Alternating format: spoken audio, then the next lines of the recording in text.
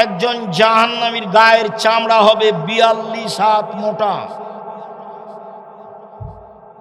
অন্য জিরসহ মিসল উহুদিন, তার এই ভিতরের দাঁতগুলি হবে উহুদ পাহাড়ের সমান। উহুদ পাহাড় 4 কিলোমিটার প্রশস্ত, 8 কিলোমিটার লম্বা। উহুদ পাহাড় 4 কিলোমিটার প্রশস্ত, 8 কিলোমিটার লম্বা। নিচে কত আছে তা মানুষ জানে না। ফাঁকে যে মিসল বাইদা, আর উরু রান হবে 39 কিলোমিটার লম্বা। দাঁত হবে উহুদ পাহাড়ের সমান। অবায়না মানকে বাইল কাফির মাসিরাতা সালাতে সাইয়্যাম লিরাকিবিল মুসরে। একজন দ্রুতগামী ঘোড়া একজন জাহান্নামীর ডান কাঁধ থেকে দৌড়াতে লাগলে বাম কাঁধে পৌঁছিতে সময় লাগবে 3 দিন 3 রাত। অন্য মাজলিসু ফি জাহান্নাম বাইনা মক্কা ওয়াল মদিনা। একজন জাহান্নামীর বসার জায়গা মক্কা থেকে মদিনা 450 কিলোমিটার। তাহলে একজন জাহান্নামীর বসার জায়গায় যদি 450 কিলোমিটার হয়, প্রতি 1999 জন লোক যদি জাহান্নামে যায়, তাহলে জাহান্নাম কত বড়। কি দিয়ে বুঝায় আপনাকে আমি জাহান্নাম কত বড়? সম্মানিত দিনী ভাই বোন, এরপরেও জাহান্নামের নিচে যারা যাবে তারা মুনাফিক।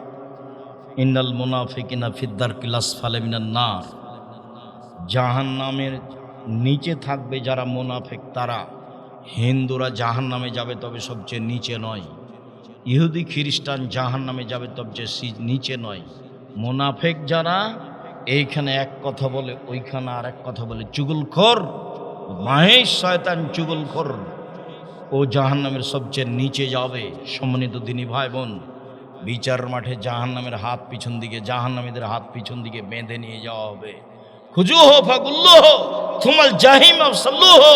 এদের ধরো, এদের শিকলবন্দি করো, এদের ধাক্কা দিয়ে ফেলে দিয়ে মুখের মাধ্যমে টেনে হেঁচড়ে জাহান্নামে নিয়ে যাও। সবার হাত বিচারের মাঠে পিছন দিকে বাঁধা থাকবে। ইন্দিরা গান্ধীর হাত পিছন দিকে বাঁধা থাকবে। মহারানী এলিজাবেথের হাত পিছন দিকে বাঁধা থাকবে, কেউ খুলে দিতে পারবে না। বুশের হাত পিছন দিকে বাঁধা থাকবে, ট্রাম্পের হাত পিছন দিকে বাঁধা থাকবে, কারো ক্ষমতা হবে না খুলে দেওয়ার। তার নাম বিচারের মাঠ। রংপুর গাইবান্ধা পলাশবাড়ির মুজিবুর বিএসসি বলেছিলেন, শুনুন ওসি সাহেব, আমি জেলে যেতে রাজি, আমার হাতে হাত কড়া দেওয়া হয় না যেন মানুষে দেখবে মুজিবুর বিএসসির হাতে হাত কড়া দেওয়া আছে, এটা আমার জন্য মানায় না। অতএব আমি নিজেই জেলে চলে যাব হাত কড়া বিহীন। কিন্তু তা রক্ষা হয়নি। সেদিন হাত বেঁধে বিচারের মাঠে নিয়ে যাওয়া হবে জাহান্নামে, কেউ টিকতে পারবে না। জাহান্নামের খড়ি হবে মানুষ ও পাথর। মহান আল্লাহ বলেন, ওকুদুহান নাস ওয়াল হিজারা। জাহান্নামের খড়ি হচ্ছে মানুষ ও পাথর। জাহান্নামে কয়লা থাকবে না, জাহান্নামে এই খড়ি থাকবে না। নারকুম জুজুন মিন সাবিনা জুজান মিন নারে জাহান্নাম। জাহান্নামের আগুনের তাপ হবে বাড়ির আগুনের তাপের চেয়ে 69 গুণ বেশি। এদিকে দেখেন, এই যে খড়গুলো দেখতে পাচ্ছেন যে ধান কেটে নেওয়া হয়েছে, এই খড়গুলোর আগুনের ক্ষমতা যত, কাঠের আগুনের ক্ষমতা তার চেয়ে বেশি। কাঠের আগুনের ক্ষমতা যত, তেঁতুল কাঠের ক্ষমতার আগুনের ক্ষমতা তার চেয়ে বেশি। তেঁতুল কাঠ বুঝেন না? তেঁতুল কাঠের আগুনের ক্ষমতা যত, গ্যাসের চুলার আগুনের ক্ষমতা তার চেয়ে বেশি। কেরোসিন তেলের একটা আলো জ্বলছে, আপনি আঙ্গুলটা এভাবে পার করে দিলে কিছু হবে না, মানে সবচেয়ে কম ক্ষমতা। আর একটু কয়েলের মাথায় হাত দেন তো, মানে যেখানে ঠেকবে সেখানটায় জ্বলে যাবে। তাহলে আপনার চোখের সামনে আগুনের ক্ষমতার কমবেশ আছে। জাহান্নামের আগুনের ক্ষমতা এই আগুনের চেয়ে 69 গুণ বেশি। শুনুন সম্মানিত দিনী ভাই বোন, জাহান্নামের উল্লেখযোগ্য শাস্তি হচ্ছে আগুন। সারহুকুম সাইদা। মানুষকে জাহান্নামের আগুনের পাহাড়ে উঠতে বলা হবে, নামতে বলা হবে, উঠতে বলা হবে, নামতে বলা হবে। ফালাম্মা নাজাত জুলুদুহুম বাদদাল্লাহুম জুলুদান গায়রাহা। যতবার চামড়া জ্বলে যাবে ততবার ঠিক করা হবে, যতবার চামড়া জ্বলে যাবে ততবার ঠিক করা হবে। রাসূল সাল্লাল্লাহু আলাইহি ওয়াসাল্লাম বলে মিনহুম তাখুজুন নার ইলা কাবাই, কারো কারো জাহান্নামের আগুন হবে টাকনো পর্যন্ত, কারো কারো জাহান্নামের আগুন হবে হাঁটু পর্যন্ত, কারো কারো জাহান্নামের আগুন হবে কোমর পর্যন্ত, কারো কারো জাহান্নামের আগুন হবে গলা পর্যন্ত। পাপী যেমন জাহান্নামের আগুন তেমন হবে। আপনাকে আমি কি দিয়ে বুঝাই জাহান্নাম কত কঠিন। জাহান্নামের উল্লেখযোগ্য শাস্তি হচ্ছে জাক্কুম গাছ, কাঁটাযুক্ত গাছকে জাক্কুম গাছ বলা হয়। দেখি আপনাদের এলাকায় তো নদী আছে, আমার কথার সাথে আপনার কথা মিল খায় কি না। জাক্কুম গাছ, আমরা রাজশাহী চাঁপাইনবাবগঞ্জের মানুষ, নদীর ধারে এক ধরনের গাছ হয়, ধুতুরা গাছের চেয়ে ধুতুরা গাছ একটু বড় সাইজের হয়, আর ফলটা হয় একটু বড়। আর আমি যেটা বলছি সেটা আমরা এলাকায় কনকিয়ারে বা গুঠা বেগুন বলি। ও যখন ফলটা পেকে যায় তখন লাল হয়, আর ফলটা এরকম ছোট সাইজের, ভিতরে বীজ থাকে বেগুনের বীজের মতো। জি, গাছটা যদি পেকে যায় তাহলে শুধু কাঁটা দেখা যায় গাছের গায়ে, অন্য কিছু দেখা যায় না। এর নাম মোটামুটি ধরা যেতে পারে একে জাক্কুম বলা হয়। আল্লাহ তাআলা বলছেন আযালিকা খায়রুন নুজুলানাম শাজারাতুজ জাক্কুম, জান্নাতের এত কিছু মেহমানি ভালো না জাক্কুম গাছ খাদ্য হিসাবে ভালো। ইন্নে জালনাহা ফিতনাতাল লিযালিমিন, আরে আমি জাক্কুম জাহান্নামে তৈরি করেছি পাপীকে পরীক্ষা করার জন্য।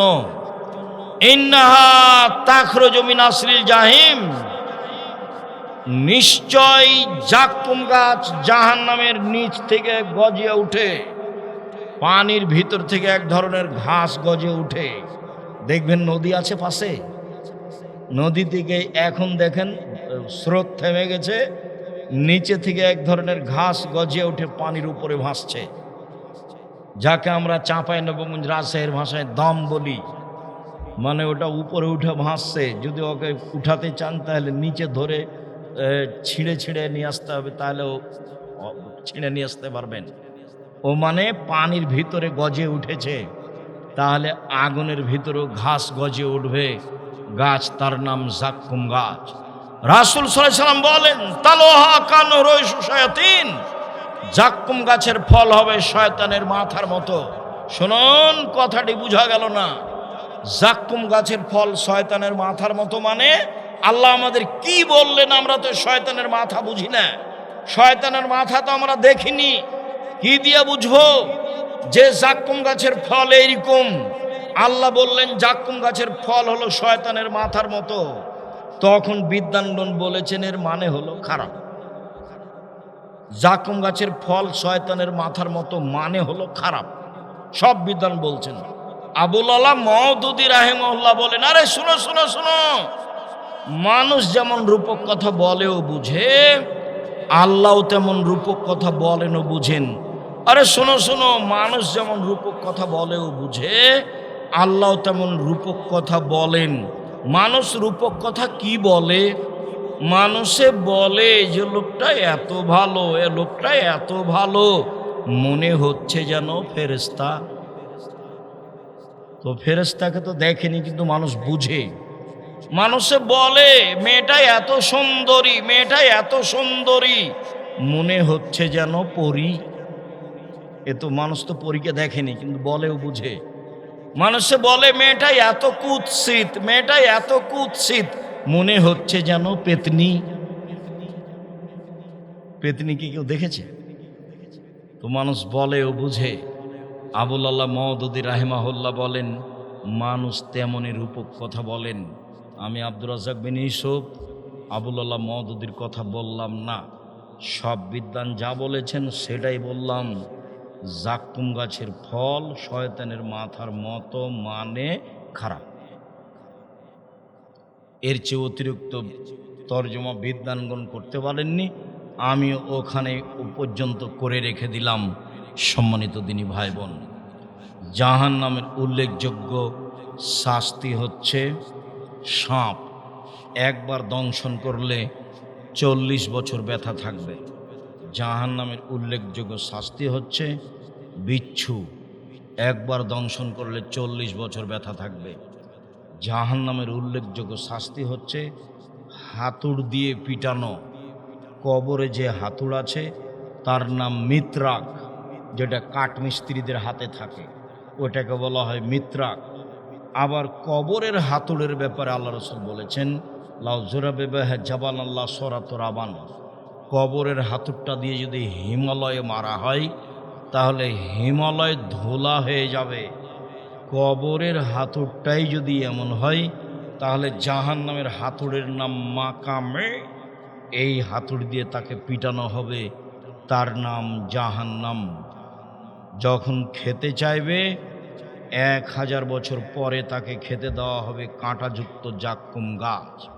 ভিতরে যাবেও না, টেনে বের করেও আসবে না, ভিতরে গলায় বেঁধে থেকে যাবে। লায়া মৌত ফিয়া ওয়ালা ইয়াহিয়া, ও মরবেও না ও বাঁচবেও না, তখনও পানি চাইতে থাকবে।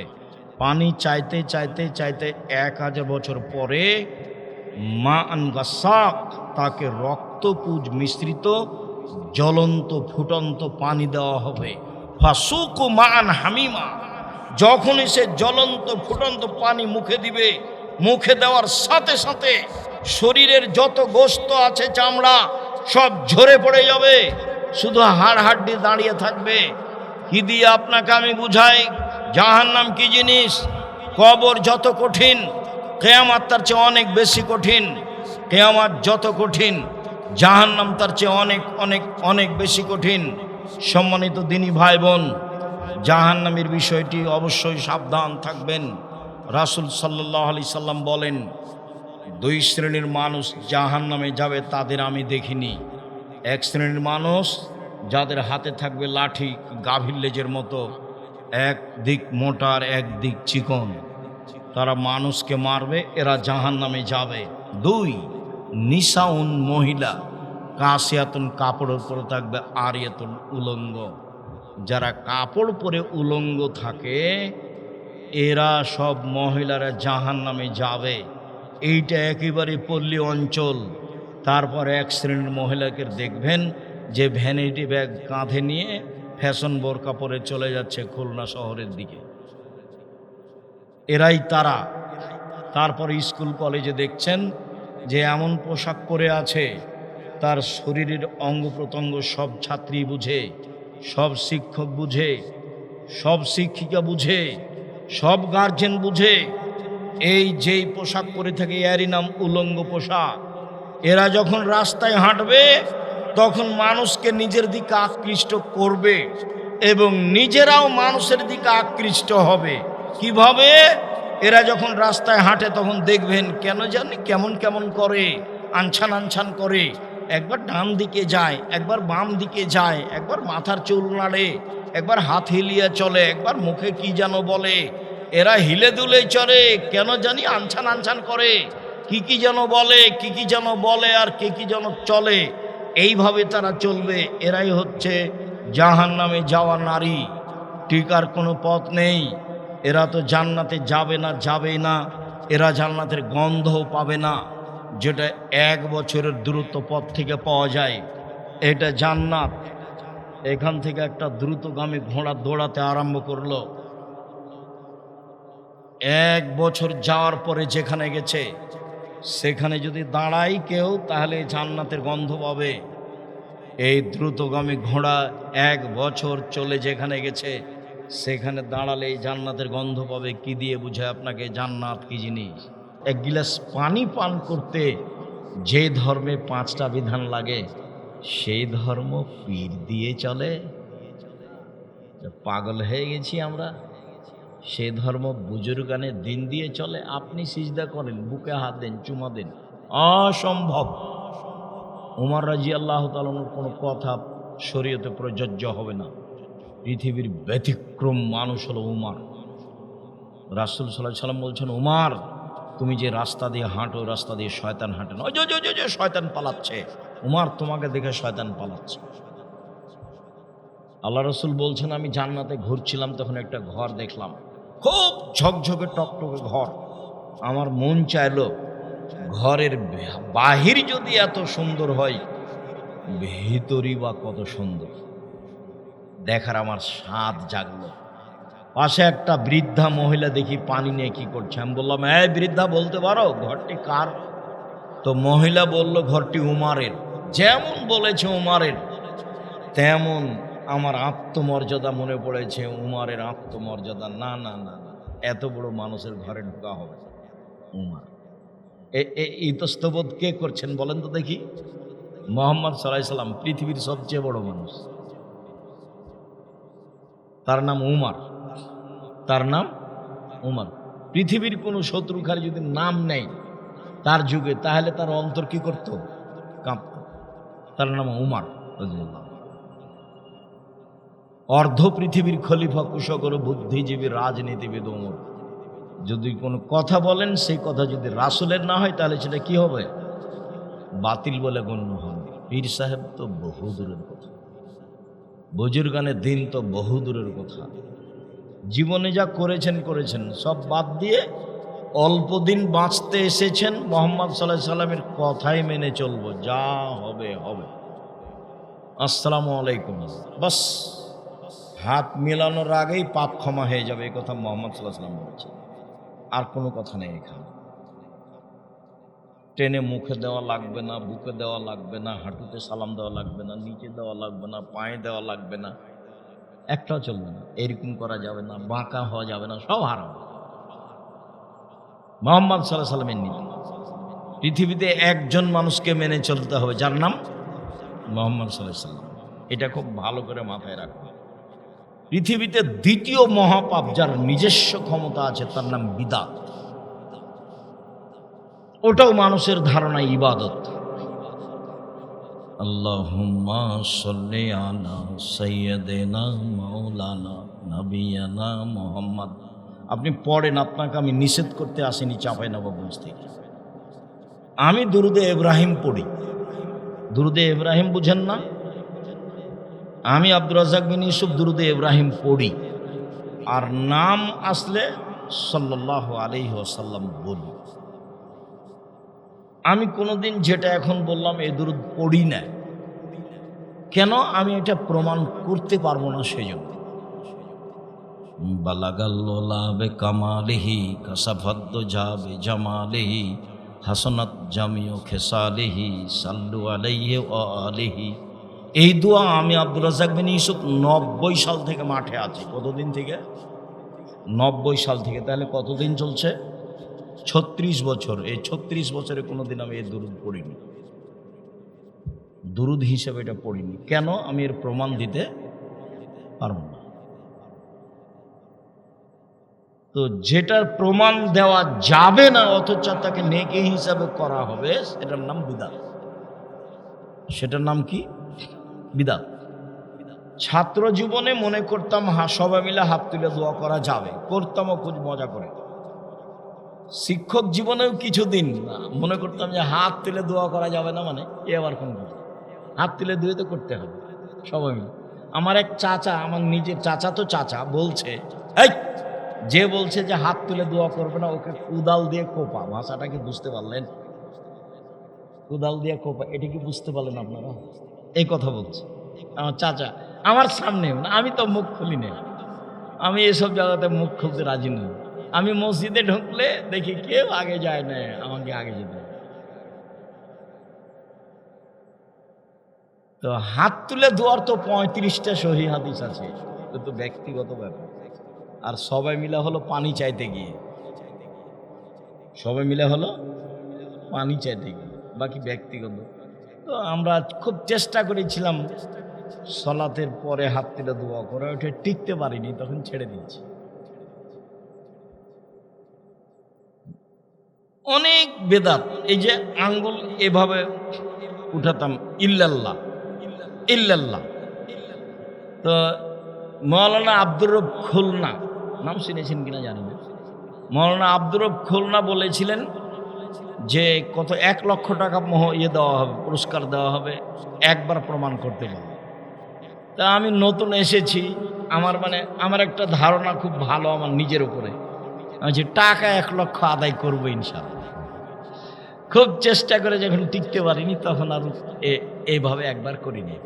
তখন বক্তব্যে বলছি যে একবার আঙ্গুল উঠাতে হবে, এর প্রমাণে ভুয়া হাদিসও নেই, জাল নেই, জয়ীব নেই, ভুয়া নেই, কোনো হাদিস নেই, অবিরাম লড়ব। শুনুন সম্মানিত দিনী ভাই বোন, পৃথিবীতে দ্বিতীয় মহাপাপ যার নিজস্ব ক্ষমতা আছে তার নাম কি? বিদআত। বিদআত করলে রাসূলকে অপমান করা। রাসূল বললেন দুরুদে ইব্রাহিম, আর আপনি বলছেন এই দুরুদ। এবার আপনি কাকে খাটো করলেন? আপনারই কর্মচারী, বাড়ির কর্মচারী, তাকে বলেছেন এখানে এই কাজ কর, 1 ঘন্টা পরে এসে দেখছেন যে এখানে আর এক কাজ করছে। আপনি এখানে কি বলবেন? যা, তোকে কাজে রাখবে না, চলবে। আপনি একটা মানুষ, আপনার এটা মেজাজ। মুহাম্মদ সাল্লাল্লাহু আলাইহি ওয়াসাল্লাম, তাকে খাটো করা হবে। ইবাদত কার পদ্ধতিতে করতে হবে? রাসূল সাল্লাল্লাহু আলাইহি ওয়াসাল্লামের পদ্ধতিতে করতে হবে। তিতা লাগলেও, মিঠা লাগলেও, তিতা লাগলেও, মিঠা লাগলেও, তিতা মিঠার সাথে সাথ নাই, ওই একজনেরই কথা চলে। পেশাব পায়খানার শুরু থেকে নিয়ে শেষ পর্যন্ত 8টা বিধান আছে। বসা থেকে নিয়ে পানি খরচ করা পর্যন্ত 8টা বিধান আছে। অবাক কথা, একটা পেশাব পায়খানা, 1 গ্লাস পানি। দ্বিতীয় ক্ষমতা বিদআতের। যেদিন থেকে আপনি বিদআত চালু করেছেন সেদিন থেকে আপনার আর কোনো ইবাদত কবুল হয়নি, হবে না, যতদিন পর্যন্ত বিদআত পরিহার না করবেন। এবার তো খুব জটিল, জীবনে এখন কোনটা আমল করছেন দেখেন। বিদআত থাকলে রাসূল সাল্লাল্লাহু আলাইহি ওয়াসাল্লাম বলেন, মান আওয়াম মুহদাসান লা ইকবালু আনহু আদল সারফ। কেউ যদি বিদআতকে আশ্রয় দেয় তাহলে তার নফল ইবাদতও কবুল হবে না, ফরজ ইবাদতও কবুল হবে না। হাদিস বুখারী মুসলিম। আমি নিজের কথা বলিনি। মুহাম্মদ সাল্লাল্লাহু আলাইহি ওয়াসাল্লাম বলেছেন, মানুষের যদি বিদআত থাকে ইবাদতে, তাহলে তার নফল ইবাদত, ফরজ ইবাদত কবুল হবে না। এই 2025-এর হজ সফরের ঘটনা, ওই যে মুরব্বী ঢাকা হাজি ক্যাম্পে আছে, এইবারও আমি ঢুকতে আমাকে বলছে স্যান্ডেল খুলেন। কেন, কি হয়েছে? বলে এই স্যান্ডেল পরা যাবে না, চাপ্পল পরতে হবে। আমার তো উমরা চালু হয়নি। এখানে আপনি এভাবে লাভবাইক বলাচ্ছেন কেন? লাভবাইক তো এলাম লামে বলতে হবে। ভারত, বাংলাদেশ, পাকিস্তান, এমানবাসীর সবার লাভবাইক বলার জায়গা হলো এলামলাম। বিমান যখন তার উপর দিয়ে যাবে তখন বৈমানিকের পক্ষ থেকে বলা হবে এহরাম, বা বাংলা ভাষায় বলবে এখন থেকে 30 মিনিটের মধ্যে বিমান এলামলামের উপর দিয়ে পার হবে। কাপড় আপনি পরে রাখতে পারেন, কাপড় পরাতে তো আর এহরাম চালু হয়নি। যখন বিমান এলামলামের উপর দিয়ে যাচ্ছে তখন আপনি বলবেন লাব্বাইক উমরাতান, আমি উমরার জন্য উপস্থিত, চিৎকার করে লাব্বাইক আল্লাহুম্মা লাব্বাইক, লাব্বাইক লা শারীকা লাক লাব্বাইক, ইন্নাল হামদা ওয়া নি'মাতা লাকা ওয়াল মুলক লা শারীকা লাক, লাব্বাইক আল্লাহুম্মা লাব্বাইক, আমি উপস্থিত, আল্লাহ তোমার দরবারে উপস্থিত, প্রশংসা তোমার, অনুগ্রহ তোমার, রাজত্ব তোমার, কোনো শরীক নাই তোমার। লাব্বাইক আল্লাহুম্মা লাব্বাইক, লাব্বাইক লা শারীকা লাক লাব্বাইক, ইন্নাল হামদা ওয়া নি'মাতা লাকা ওয়াল মুলক লা শারীকা লাক। যে যত পারে মাঠ ঘাট ফাটিয়ে দিতে হবে, একটা ইবাদত যেটা চিল্লাচিল্লি করে বলবে। তো ওই যে লোকটা যে ঢাকা হাজি ক্যাম্পে বলাচ্ছে, এটার জবাব কে দেবে? এরই নামই বেদাত। নবী বলেছেন কোথায়? এলামলাম। এ লোকটা বলছে কোথায়? হাজি ক্যাম্পে। না, এ আমাকে 2007-এ 2013-তে বলেছিল বাড়ি থেকে ওই হেরাম বাঁধলেও হবে। আমি এখন কি বলতে পারি? আমি বললাম যে নবী কেন এসেছিলেন বলেন তো, তোমার কথাই যদি চলে। এখন সেদিন শিখিয়ে দিলাম যে আপনি এখন চিৎকার করে বলেন আমি 24 বছর থেকে মানুষের হজ বাতিল করেছি। কে বলেছে? আব্দুর রাজ্জাক বিন ইউসুফ বলেছেন আমি 24 বছর থেকে মানুষের হজ বাতিল করেছি। কে বলেছে? আব্দুর রাজ্জাক বিন ইউসুফ বলেছে। এইভাবে চিৎকার করতে থাকবেন। চিল্লাতে থাকেন সবসময়, সব দোষ আমার উপরে দিয়ে দিবেন। যে আব্দুর রাজ্জাক বিন ইউসুফ বলেছেন, বিদআত করলে ইবাদত কবুল হয় না। বিদআত করলে কাকে অপমান করা হয়? মুহাম্মদ সাল্লাল্লাহু আলাইহি সাল্লামকে। আবার বলেন, দুনিয়াতে দুইটি পাপ আছে যার নিজস্ব ক্ষমতা আছে, তার একটা পাপের নাম শিরক আর একটা পাপের নাম বিদআত। সম্মানিত দিনী ভাই, সালাত আদায় করেন, রাসূলের পদ্ধতিতে হতে হবে। যে কালকে যে আপনারা এর ওই সলাতুল আপনার রমজানের পরে যে ঈদুল ফিতরের সালাত আদায় করলেন, ঈদুল ফিতর, তা আল্লাহর নবী বলেছেন লা আযানা ওয়ালা ইকাম ওয়ালা নেদা, আজান নেই, ডাক নেই, একামত নেই। তো ইমাম সাহেব যে বলছেন আসেন আসেন আর 4 মিনিট আছে আর আসেন, তো এটা কোথা থেকে, এটা কি হলো? ওই ইমামকে স্টেজ থেকে বের করে দিতে হবে, ঈদের মাঠ থেকে। ওই ইমাম নিজেই বেদাতি, তার বাবার সম্পত্তি ইসলাম, তার পৈতৃক সম্পত্তি নাকি দখল না থাকলে ইমামতি করতে হবে না, না জানলে ইমামতি করতে হবে না, এমনি থেকে না, এরা অন্য জায়গায় যা সালাত আদায় করবে। আল্লাহ নবী বলছেন লা আযানা ওয়ালা ইকামা ওয়ালা নেদা, আজান নেই, একামাত নেই, ডাক নেই। তিনি বলেন কি করে? আবু সাঈদ খুদরি রাদিয়াল্লাহু তাআলা আউয়াল শাইইন ইয়াবদু বিহি সালাহ, ঈদের মাঠে গিয়ে মুহাম্মদ সাল্লাল্লাহু আলাইহি সাল্লাম প্রথমে সালাত আদায় করতেন। কোনো কথা নেই, আগে কোনো বক্তব্য নেই, কেউ বলতে পাবে না দাঁড়িয়ে, বলেন আল্লাহু আকবার, আল্লাহু আকবার, লা ইলাহা ইল্লাল্লাহ, আল্লাহু আকবার, আল্লাহু আকবার, ওয়ালিল্লাহিল হামদ, এটা বলে দিতে পাবে না, এই অধিকারই নেই। সালাতের পরে দাঁড়িয়ে যখন বক্তব্য দিবে তখন বলবে আপনারা এইভাবে বলবেন আল্লাহু আকবার, আল্লাহু আকবার, লা ইলাহা ইল্লাল্লাহ, আল্লাহু আকবার, আল্লাহু আকবার, ওয়ালিল্লাহিল হামদ। আল্লাহু আকবার কাবীরা, আলহামদুলিল্লাহ কাসীরা, সুবহানাল্লাহি বুকরাতান ওয়া আসীলা। আমি প্রমাণ করতে পারিনি দীর্ঘ 97 সাল থেকে এই যাবত, তবে এভাবে প্রমাণ করা গেছে। আল্লাহু আকবার কাবীরা, আল্লাহু আকবার কাবীরা, আল্লাহু আকবার কাবীরা, আলহামদুলিল্লাহি কাসীরা, আলহামদুলিল্লাহি কাসীরা, আলহামদুলিল্লাহি কাসীরা, ওয়া সুবহানাল্লাহি বুকরাতান ওয়া আসীলা, ওয়া সুবহানাল্লাহি বুকরাতান ওয়া আসীলা, ওয়া সুবহানাল্লাহি বুকরাতান ওয়া আসীলা। এইটা প্রমাণ হয়। তবু আল্লাহ রাসূল তাহাজ্জুদ পড়তে উঠে বলেছিলেন এটা সানার জায়গাতে, আল্লাহুম্মা বাঈদ বাণীর জায়গাতে। কেউ যদি নিতান্তই বলতেই চায় তাহলে এটা বলতে হবে,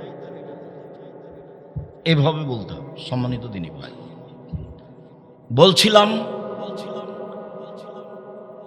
কবর যত কঠিন, কিয়ামত তার চেয়ে অনেক বেশি কঠিন। কিয়ামত যত কঠিন, জাহান্নাম তার চেয়ে অনেক অনেক অনেক বেশি কঠিন। রাসূল সাল্লাল্লাহু আলাইহি ওয়াসাল্লাম বলছেন মা রাআইতু মানজারান কাতলাল কবর আফযা মিনহু। আমি মুহাম্মদ সাল্লাল্লাহু আলাইহি ওয়াসাল্লাম আমার জীবনে আমি দেখিনি কোনো দৃশ্য যেটা কবরের চেয়ে আশ্চর্য হতে পারে। কবরই সবচেয়ে আশ্চর্য দৃশ্য, কবরই সবচেয়ে অবাক জায়গা।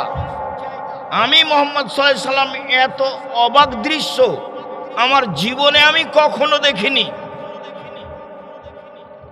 কবর বলতে বাড়ির পিছন দিকে গর্ত খুঁড়ে যে কবর করা হয় তার নাম কবর নয়। সেটাই যদি কবর হয় তাহলে যে পানিতে ডুবে মারা গেল তার কবর কোথায়? কবর বলতে মরার পর থেকে নিয়ে বিচারের দিন পর্যন্ত লম্বা সময়ের নাম কবর, যাকে বলা হয় আলামে বারজাখ, বারজাখী জগৎ, আত্মার জগৎ। শুনুন, কবর বলতে কবরস্থানে যে কবর দেওয়া হয় সেটাই কবর, কবর নয়। সেটাই যদি কবর হয় তাহলে যে আগুনে জ্বলে পুড়ে মারা গেল তার কবর কোথায়? কবর বলতে মরার পর থেকে নিয়ে বিচারের দিন পর্যন্ত লম্বা সময়ের নাম হলো কবর। এটা হলো আত্মার জগৎ। সম্মানিত দিনী ভাই বোন, রাসূল সাল্লাল্লাহু আলাইহি ওয়াসাল্লাম বলেন কবরে যে শাস্তি দেয় ও ফেরেশতা, ও খায় না, ওর পেশাব নেই, ওর পায়খানা নেই। ও প্রথম বাড়ি যত জোরে মারবে কিয়ামতের দিন শেষ বাড়ি তত জোরে মারতে পারবে। কেন? তার ভিতরে ক্লান্তি নেই। আর খুব কঠোর, তার ভিতরে কোনো নরমতা বলে কোনো জিনিস নাই। নরমতা আল্লাহ তার ভিতর থেকে বের করে নিয়েছে। আল্লাহ নবী বলছেন পিটাই যখন শুরু করে তখন ও চিৎকার করে, এত জোরে চিৎকার করে কবরের লোকটা, সারা পৃথিবীর জীবজন্তু কীটপতঙ্গ পদার্থ জড় পদার্থ সব শুনতে পায় যে ও হাউমাউ করে চিৎকার করছে, কিন্তু মানুষ এবং জিন শুনতে পায় না।